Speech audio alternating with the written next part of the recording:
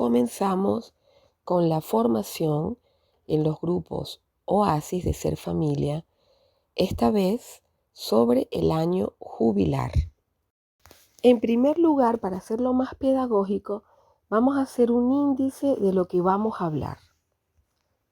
El primer punto intentará llegar a la conclusión de manera deductiva y clara, lógica y contundente, de que esta indulgencia plenaria del año jubilar es solo para católicos en gracia, por lo tanto confesados, eucarísticos, que reconocen las consecuencias del mal y en particular las consecuencias del pecado.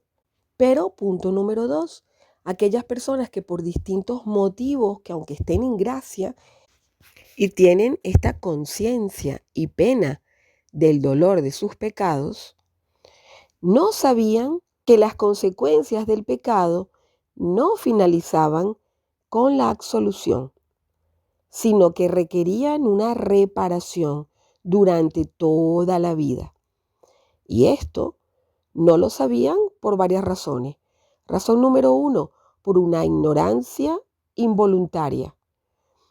Razón número 2, por una ignorancia voluntaria, lo cual requeriría confesarlo, porque se estaría de nuevo en un pecado mortal, porque se estaría jugando con el Espíritu Santo. Razón involuntaria, yo pensaba o usted pensaba que con la absolución y con cumplir la penitencia que me imponía el sacerdote después de la confesión, hasta ahí terminaba el pecado. Y aquí vamos a entender en la indulgencia que no, que las consecuencias del pecado se pueden mantener durante toda la vida, incluso después de la muerte de la persona. Puede haber consecuencias físicas, morales, espirituales, que siguen dañando a las personas por algo hecho en un tiempo determinado. Punto número 3. Cuando llegamos a la enumeración de las indulgencias del año jubilar, el Papa menciona la misión como indulgencia. Menciona los actos de amor como indulgencia y ambas como fundamento de indulgencia plenaria. Y esta es la forma que tiene la indulgencia de abrirse hacia los enfermos. Es decir, si bien hemos dicho en el punto 1 y 2 que solamente es para esta circunscripción de personas, sin embargo, ¿cuál es la misión de todo católico? Llevar al mundo entero la buena nueva. Por lo tanto, ponemos como ejemplo los oasis, que siempre estamos invitando a nuevas personas para conocer nuestra fe. Y de esa manera nos abrimos a toda la humanidad, porque Dios no viene para los sanos, sino que viene para los enfermos, que somos todos. Y finalmente en el número 4, que no sé si llegaremos allí en esta primera parte de la explicación del año jubilar, tenemos que entender que hay una diferencia entre el año jubilar como una expresión genuina, única, que se realiza ahora, desde hace cierto tiempo, cada 25 años, pero que antiguamente se realizaba cada 100 y después cada 50 años, que tiene una gracia particular como año jubilar. ¿Por qué? Porque el Papa en cada edición hace una implementación particular que enriquece los tesoros ya infinitos de nuestra fe. Como veremos, cuando vamos a enumerar una de las indulgencias plenarias, el estudio del catecismo, que ya gana indulgencia plenaria, es una novedad de este año jubilar. Pero también tenemos que distinguir que dentro de este listado de indulgencias plenarias del año jubilar, se repiten también las indulgencias que toda la vida, todos los días de la vida, tenemos siempre el privilegio de ganar, aunque no sea año jubilar. Por ejemplo, para que se comprenda mejor, los dolores de la vida, el saber ofrecerlos, el saber vivirlos, el saber que son pruebas para acercarnos a Dios y no para alejarnos, el trabajo, que tiene que ser un instrumento para acercarnos a Dios y no para siempre faltar al banquete de Dios al que somos invitados. Tenemos la excusa perfecta, estoy trabajando. Pues no, el trabajo se debe convertir, y esto es una indulgencia parcial y plenaria de toda la vida.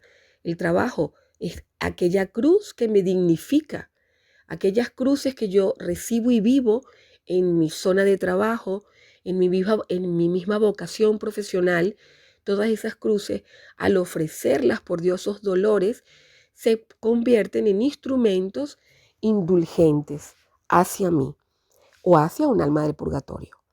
Las enfermedades, las dolencias en los senos de familia, en las relaciones humanas, cuando se ofrecen de manera como Cristo lo hizo, se gana indulgencia. O sea, la misma vida es medio de indulgencia, porque Dios permite la vida para rescatarnos. La misma vida es un medio indulgente, en el que Dios utiliza el tiempo para salvarnos. Por lo tanto, cada hora de vida, y de ahí oficio divino, oficio de las horas, cada hora, cada segundo, cada minuto, cada momento presente es tiempo de indulgencia. Y finalmente, en la última parte, vamos a ver, que no sé si estará en el primer enlace o en el segundo enlace del vídeo, o si lograremos hacer un solo documento, un solo enlace, pero seguramente será en dos partes. Vamos a enumerar todos los tipos de indulgencias parciales y las indulgencias del año jubilar, las indulgencias plenarias del año jubilar y las indulgencias plenarias de toda la vida, que coinciden, pueden coincidir o no, con las del año jubilar. Pues ahora sí, con esta introducción comenzamos. ¿Pero qué es una indulgencia? El Catecismo de la Iglesia Católica, en su artículo 1471, o en el numeral, mejor dicho, nos lo explica. La indulgencia es la remisión ante Dios de la pena temporal por los pecados ya perdonados en cuanto a la culpa, que un fiel, bien dispuesto y cumpliendo determinadas condiciones, consigue por mediación de la Iglesia, la cual, como administradora de la redención, distribuye y aplica con autoridad este tesoro de las satisfacciones de Cristo y de todos los santos.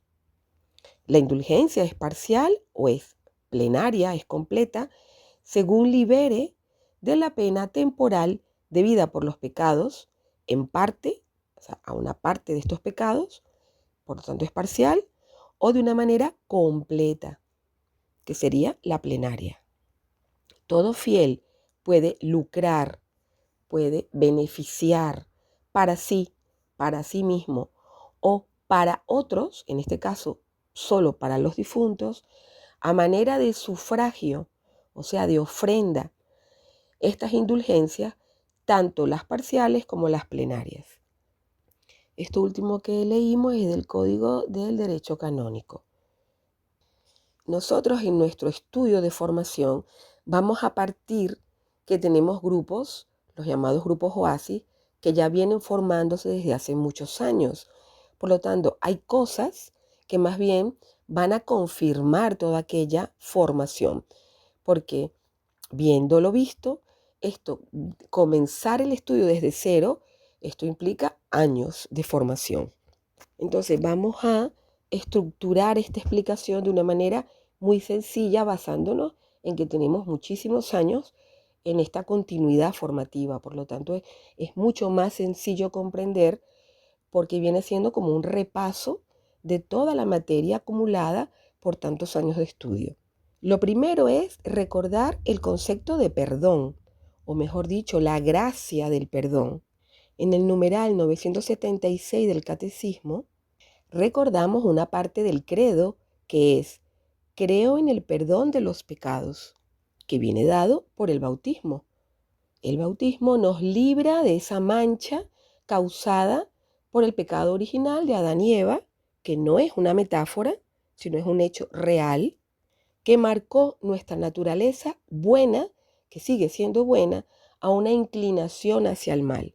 Pero esta inclinación hacia el mal que nos llevó a perder el paraíso y a ser expulsados de él, nada más y nada menos, llevó a Dios Padre, todo amor, todo compasión y misericordia, a pensar en un plan B, que no es que este plan ya no estuviera concebido por él. Obviamente que sí, porque Dios es eterno, omnipresente, omnipotente, omnisciente.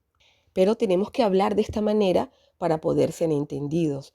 Tenemos que meter una explicación procesual, porque si no, no podemos llevar a palabras humanas una realidad trascendental y trascendente, como es la redención, la que ha dado lugar al perdón de los pecados. Entonces, este plan B era que el Padre enviaría a su único Hijo para que por su encarnación, vida, pasión, muerte y resurrección, fuéramos liberados de este pecado original. Entonces, cuando nosotros queremos explicar el valor de este acto o acercarnos a este valor de este acto de Dios por nosotros, ya no solamente de crearnos, sino de redimirnos, nosotros decimos, mira a Cristo, ¿cómo lo ves? Desfigurado, convertido en un gusano humano, torturado, ofendido, que con su pasión recibió todos los dolores que cualquier ser humano puede y ha recibido y recibirá sobre la tierra. Todos los recibió Dios en ese momento en la cruz. Hay estudios referentes a esto, inclusive estudios médicos que confirman esta explicación. Pero ¿por qué tocamos esta reflexión acerca de la pasión, muerte y resurrección de Jesús? Porque Jesús, con su pasión, con su vida, con sus obras, con sus enseñanzas, con su dolor, muerte y resurrección, superó la mera conmutatividad humana que se debió ocasionar por nuestros actos. Con el concepto de justicia, rigurosamente, según el concepto de verdad, debíamos recibir lo que nos correspondía, justamente, según el concepto de justicia, que sería la muerte. Habíamos pecado, haciéndonos los presuntuosos, queriéndonos conocer el bien y el mal, pues el bien y el mal nos llevó a ser devorados por el mal y su consecuencia era la muerte eterna, como sí le ocurrió a los ángeles perfectos de Dios, a los que se separaron de él, que decimos en el Apocalipsis, un tercio cayó al abismo, se separó y quedó eternamente en la consecuencia de su error. Fue una justicia perfecta, pero no ocurrió lo mismo, que es por eso queremos dar relevancia a esta reflexión. Para el ser humano no ocurrió lo mismo. Para lo cual vamos a recordar clases pasadas en el grupo Oasis, donde hemos hablado acerca del principio de conmutatividad, el principio conmutativo, que como recordamos, regula los modos de trato de manera rigurosa a través de un principio de igualdad en donde tú serás tratado como tratas, tú serás recibido como recibes. Entonces, debimos ser tratados como merecieron nuestros actos, la muerte eterna. Pero ¿qué ocurre? Dios rompe esta conmutatividad y la eleva a una conmutatividad verdaderamente perfecta, que es donde se dice, mi justicia es misericordia y mi misericordia es justicia. Y es cuando da paso al perdón. ¿Por qué? Porque tanto amó Dios al mundo que envió a su Hijo para perdonarlo y para redimirlo. Entonces se inicia una nueva conmutatividad por la redención dada solo por el Hijo de Dios. Solo el Hijo de Dios, su capacidad omnipotente, omnipresente, omniamorosa, omnisciente, entregada por amor en su segunda persona de la Santísima Trinidad, en su unigénito Hijo, pudo romper la mera conmutatividad de nuestros actos y dejamos de recibir lo que merecíamos, a recibir lo que inmerecidamente no debimos recibir, como fue el perdón y una segunda oportunidad. Entonces estamos en el tiempo de la segunda oportunidad. Y esta es la vencida. No es que a la tercera es la vencida, no. Esta ya es la vencida, como decimos en el argot criollo. Y siempre nos gusta hablar del conmutador simple a nivel eléctrico, porque se entiende muy bien. Un conmutador eléctrico es un mecanismo que permite controlar un mismo punto de luz desde dos mandos diferentes. Imagínense un pasillo de 1.000.000.000 de kilómetros. Venga, es difícil de imaginar. Entonces se nos ha apagado la luz en el principio de ese túnel y yo lo comienzo a recorrer. ¿Cómo hago? Pues a la mitad o al tercio tengo un conmutador que me permite encender la luz. Sigo, tengo otro conmutador que se vuelve a apagar la luz, tengo otro conmutador que me permite volver a encender la luz hasta que llegue al final y también seguiré encontrando otro conmutador que me permita volver a la luz. Entonces, este mecanismo de conmutación, que ya no sería simple sino compleja porque hay muchísimos switches de encendido ante este primer gran apagón, es el perdón. Es el bautismo, que ha sido el primer sacramento creado por Dios para darnos esa pureza, volvernos a un estado de inocencia original donde podamos ganar el cielo.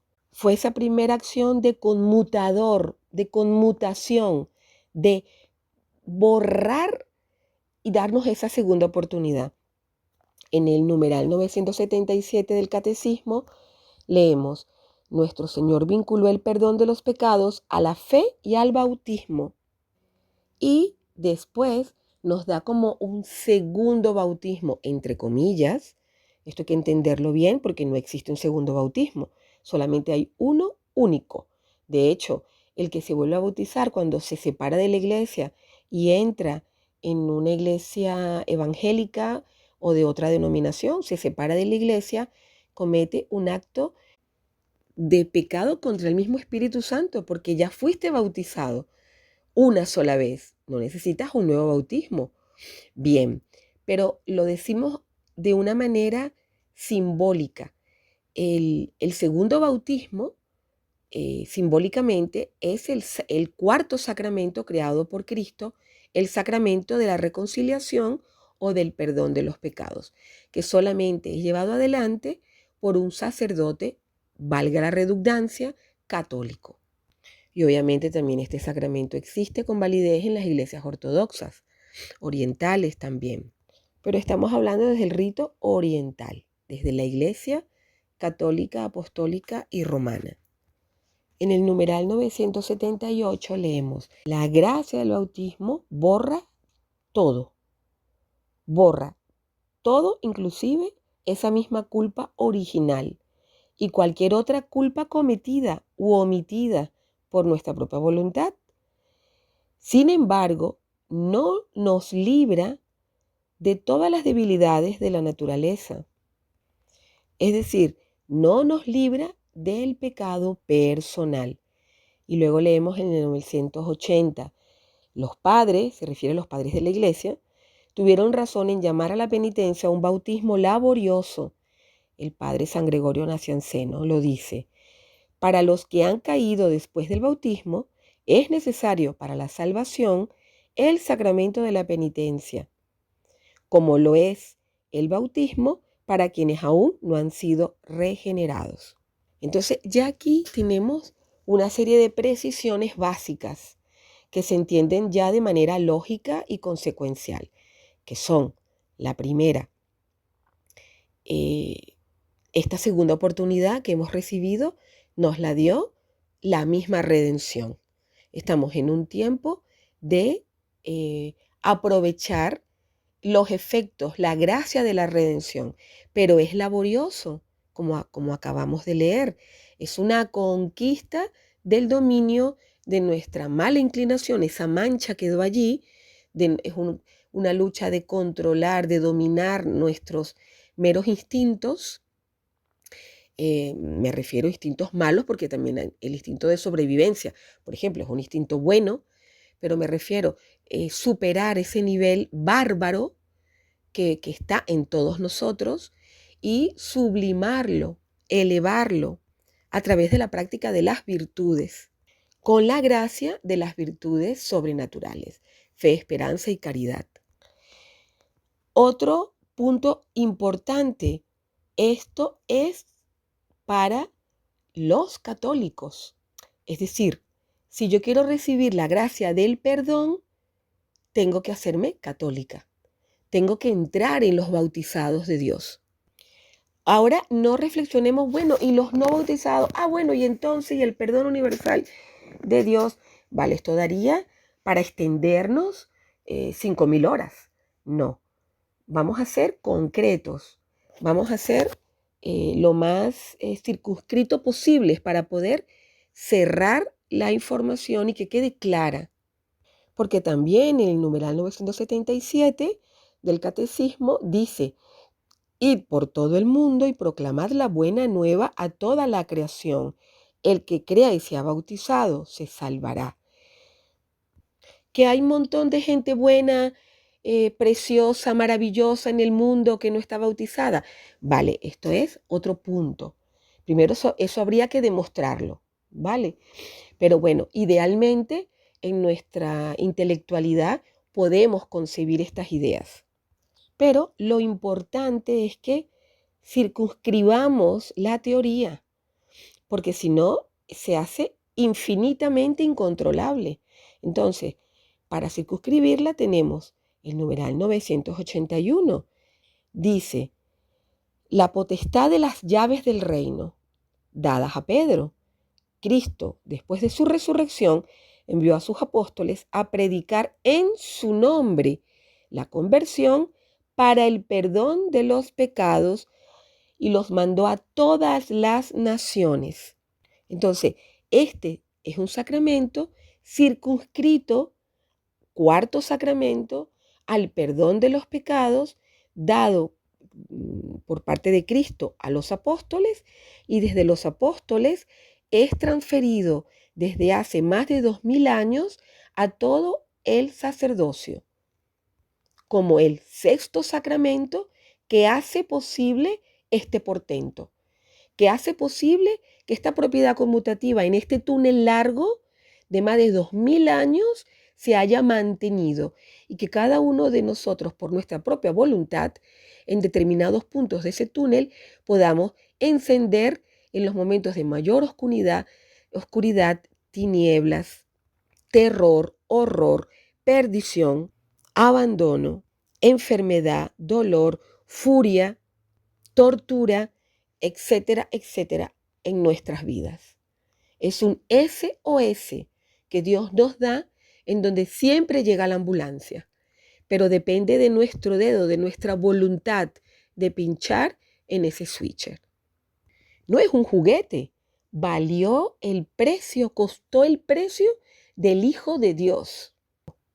Solo así puedes recibir el sacramento del perdón, que viene siendo como un segundo bautismo, como acabamos de leer, laborioso. ¿Por qué? Porque implica un mínimo de condiciones básicas, 4 o 5 condiciones, como son el darte cuenta de esta realidad, que has sido perdonado, primera gran condición, has sido perdonado. Y como has sido perdonado, eres capaz de perdonarte y de seguir aplicando esta norma conmutativa a los demás y de perdonar a los demás.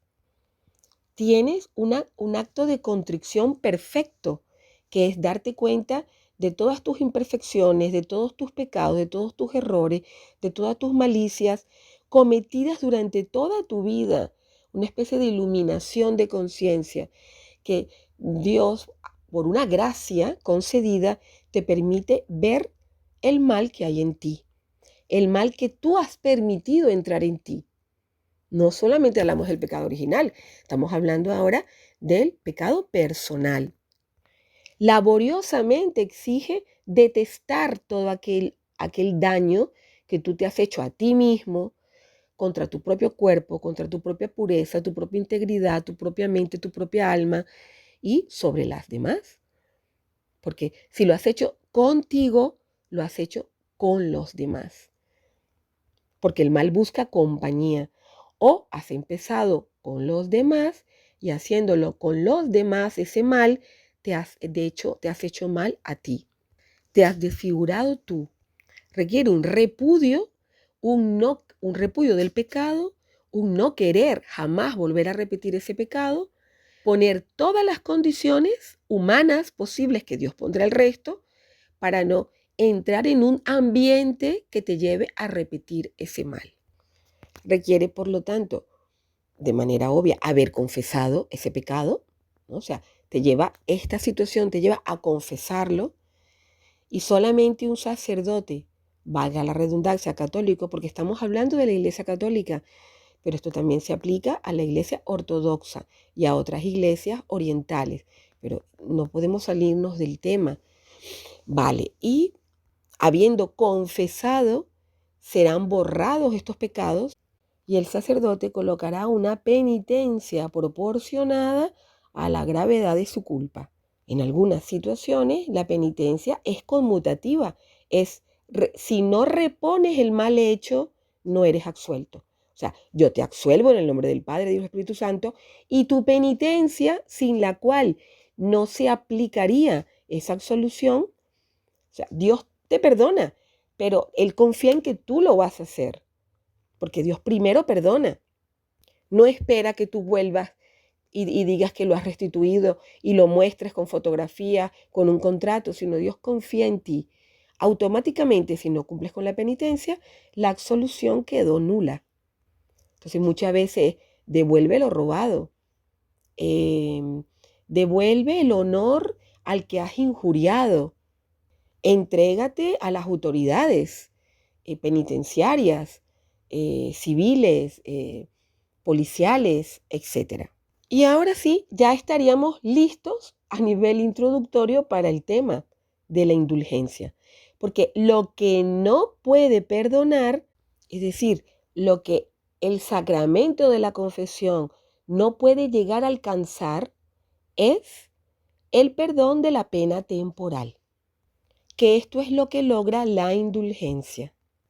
Es decir, hemos llegado a otro elemento circunscriptor.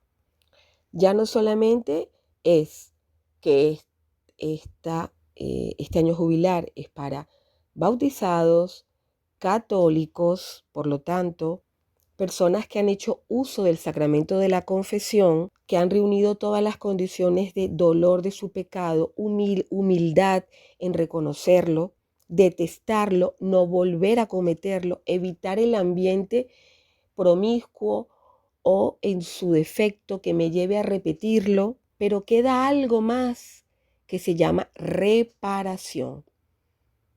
La reparación no solamente es, como ya dijimos antes, la conmutatividad de devolver bien por mal o devolver el objeto robado, etc.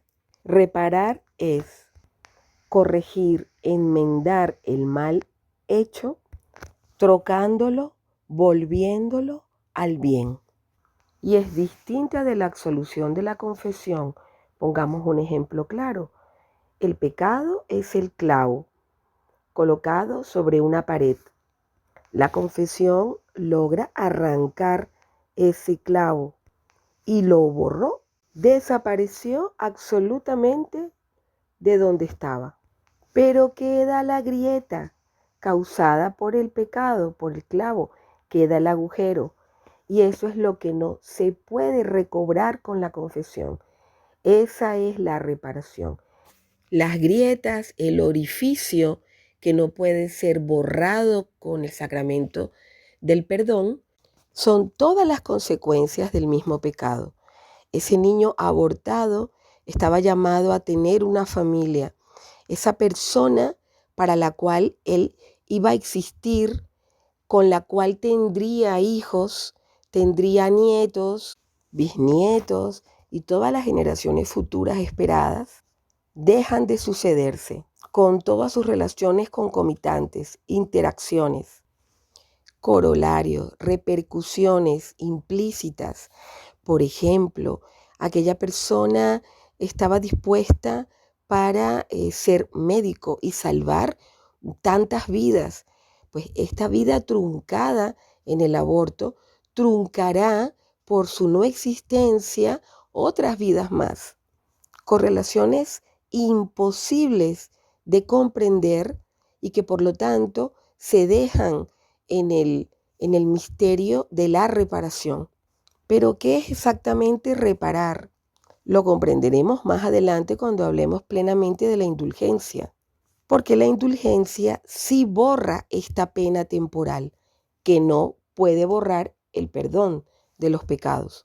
En el 8º mandamiento, y volveremos nuevamente a los numerales de este, establece que el ser humano constantemente, insaciablemente, busca la verdad y al buscarla está obligado, moralmente, imperativamente, a testificarla con su vida rectamente. Por lo tanto, aquí ya tenemos un ápice de lo que es reparación. Reparar es aquel conjunto de actividades de beneficencia, de bondad, de magnanimidad que se comienza a hacer en función de ese daño para reparar ya no a esa persona que ya no existe, en este caso, en este ejemplo, sino a todo el conjunto de personas que vayan pasando por la humanidad y que atraviesen por la misma problematicidad, por la misma cultura de desestructuración, de pecado, de desestructuración familiar. Todas aquellas actividades morales, espirituales, económicas, que impidan que esto se siga cometiendo. El apoyar de por vida a todas las jóvenes para orientarlas, para guiarlas, brindarles todo el apoyo posible para que no cometan el mismo error. Ayudar con actividades concretas, económicas, materiales a la infancia. Crear una formación que permita alertar, prevenir sobre esta catástrofe, como es en este caso, como es todo pecado, pero en este caso de este puntualmente que estamos hablando. Y esto es de por vida, es una actividad, es un proyecto de vida en función de la vida, como si fuera otro pecado, el alcoholismo, pues entonces serán actividades en pro de la prevención de las adicciones, etcétera, etcétera. Dios te da una segunda posibilidad para que tú en cada perdón te reconstruyas a ti mismo y vuelvas a ser, a tener esta dignidad de hijo de Dios. Obviamente, si es un delito civil, pues, y si la pena es la cárcel, irás a la cárcel. Obviamente, esto no exceptúa que se cumplan unas acciones a nivel civil. Pero estamos hablando del alma. Tu alma se salva. Y esto es lo que es la indulgencia. Es la remisión, lo leemos en el 1471 del Catecismo, es la remisión ante Dios de la pena temporal por los pecados ya perdonados en cuanto a la culpa que un fiel dispuesto y cumpliendo determinadas condiciones, ya las nombramos, la de dolor de los pecados, el mismo hecho de confesarte, este fiel, bien dispuesto, logra conseguir esta mediación de la Iglesia, la cual como administradora entrega por el atributo de la redención de Dios, distribuye sus bienes y aplica con autoridad el tesoro de las satisfacciones de Cristo y de los santos. Bien, para llegar hasta aquí hemos utilizado varios documentos. Hemos utilizado Indulgentiarum Doctrina, todo el conjunto de normas de Pablo VI, de San Pablo VI de 1967. Hemos utilizado el Catecismo de la Iglesia en todos los numerales mencionados. El documento La Esperanza que no confunde, del Papa Francisco, lanzada en el 2024. Y el propio documento del año jubilar del Papa Francisco, de la convocatoria para el año jubilar. Y daremos un pequeño salto proporcional al valor incalculable de lo que estamos hablando, ¿no? Como es el perdón de los pecados, una segunda oportunidad y la indulgencia plenaria.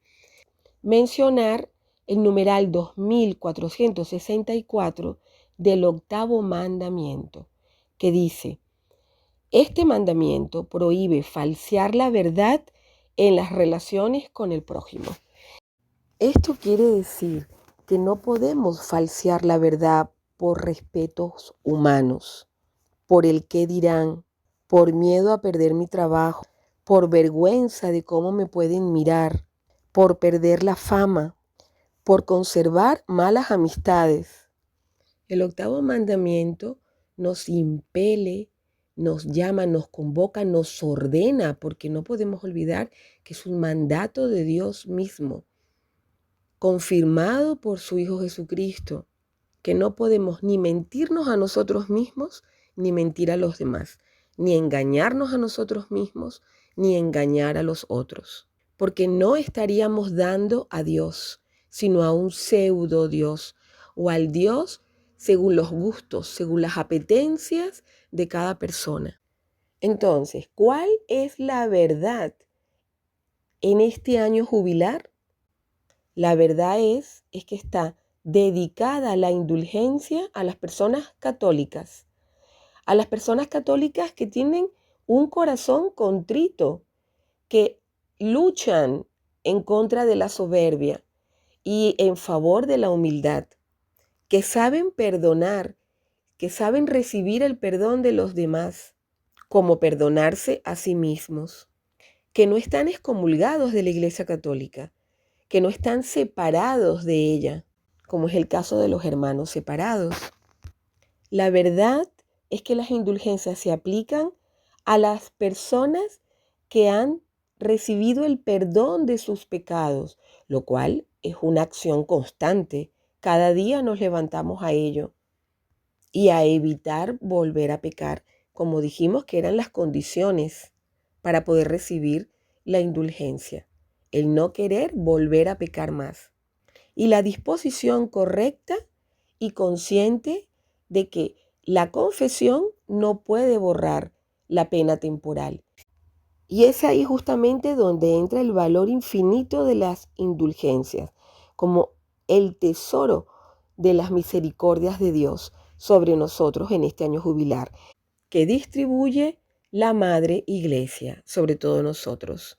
Pues que podamos aprovechar de la mano de la Virgen María, que es la que entrega todos estos tesoros de su Hijo, que no seamos niños porfiados, que nos damos contra la pared, renegando la verdad, y que podamos hacer uso de todas estas maravillas que nos ofrece el Señor. Amén.